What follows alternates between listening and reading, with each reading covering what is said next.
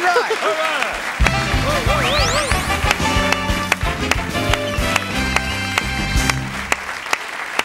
Sorry the introduction was so long. You're probably back there thinking, I don't think I'll ever get on this show. Yeah, no, we do long right, introductions. Aussie Ostrich, Steven Wright. Hello, Mr. Wright. I like your work. Thank you. Yeah.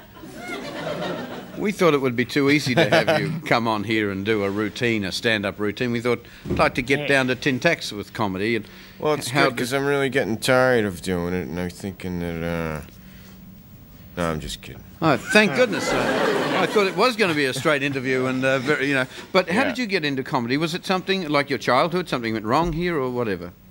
I had, you know, I thought I had a normal child. My grandfather was kind of crazy, but I mean, it was all right. It was an all right childhood. He was a strange guy. He was a small claims court jester. And one time he said to me, "Here's $10 and don't tell your mother that I'm giving this to you." And I said, "It'll cost you more than that."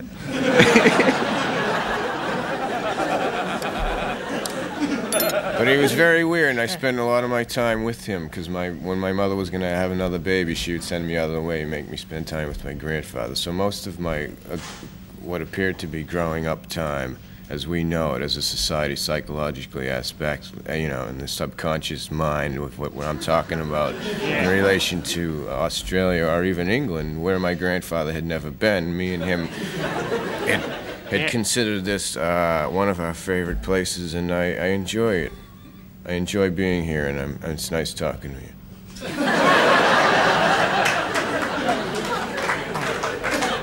Well, we enjoy having you here. Thank you. Yeah. Thank you very much. Where else? That's it's Oswald Q. Ostrich. It's not a vat, it's an ostrich. It's an ostrich? Yeah. Very odd, I think. You reckon? You've never worked with an ostrich before? Or? No. How about a dick? This is Dickie Knee. Yes, Dickie Knee is our little sort of mascot on the show. I know he's just a head on a stick, but he means a lot to us. How you doing, dude? Yeah, I know. I never got no respect when I was a kid, Stevie. Yeah. I got home from a vacation once, walked in the door with my suitcase, and Dad said, "Where do you think you're going?" Yes, he didn't realise. I'll workshop that one with you.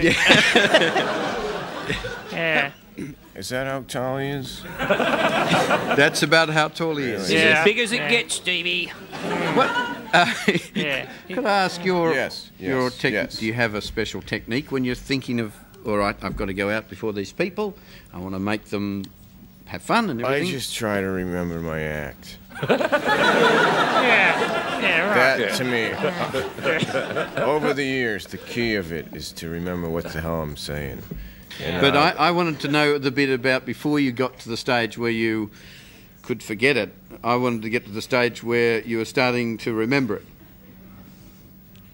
Oh, that hasn't happened yet.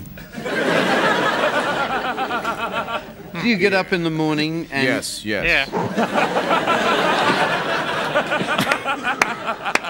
Yeah, I love the morning. It's the earliest part of the day. But a lot of...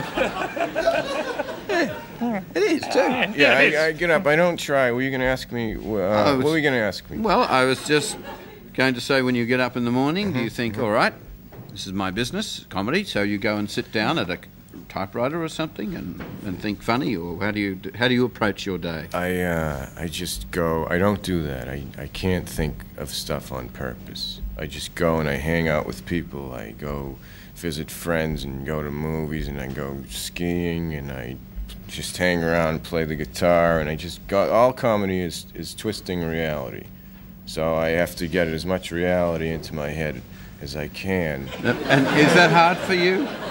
Yes, I have a problem with that. But so I can't sit in a room and write, because if I did that, I would just write about what was in the room, and I'd have like 500 jokes about walls. Yeah. So I just go around and pick things up. Yes. Have you picked things up since you've been here in Australia? I just realised I'm working as slow as you are. It's really quite bizarre. It's sort of, it's wonderful. We don't normally work this laid back. You are a very laid back person by nature, well, right now I'm feeling kind of hyper. Because I drank way too much coffee this morning. Normally I wouldn't be like this. I'd be much more late. But to answer your question that I thought you were going to ask me was, have I picked up anything? No, yes and no, in the sense that, well, when I was on the plane, you know, coming here, they had this map. And it showed where you were in the flight and how much further you had to go and how fast you were going and the temperature outside and the altitude. And I'd like to have that in my real life. You mean Yes, just be able to look at an electronic map on the wall and see, you know, how far you're into, where you're going. like know, when you're going from here to the hotel, for instance. No, I mean in your life, like now where I am and when I'm gonna die, you know. Oh, right. But would you really like to know that, though? When you're going to die, it's an awful thought, isn't it? You'd think, oh, God, gee, 3 weeks to go or something. You know? Oh, actually, my girlfriend once asked me if I could know how and when I was going to die, would I want to know? And I said no, and she said, forget it then.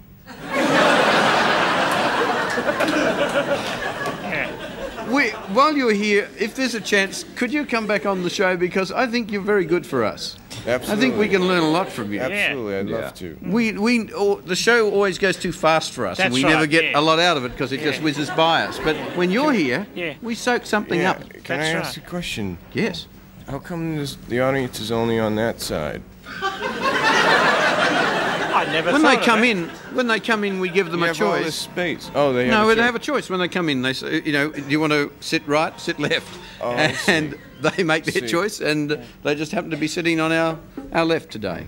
Just curious. If you come in again, there might be more people over there. We got some people over there. That's true. Well, they're That's not true. people, really. Stephen, we want to wish you all the best for Thank your you very season, much. and Thanks for having me. we hope you enjoy Australia, and we hope you'll come back on because you've been delightful. And we should say congratulations on that Academy Award. And are there any other movies, just briefly, on the way that you're going to be doing? There's a lot of movies that I'm going to go see. Great. You've just witnessed Steven Wright at the Athenaeum in Melbourne through to April 9. Steven Wright, funny guy.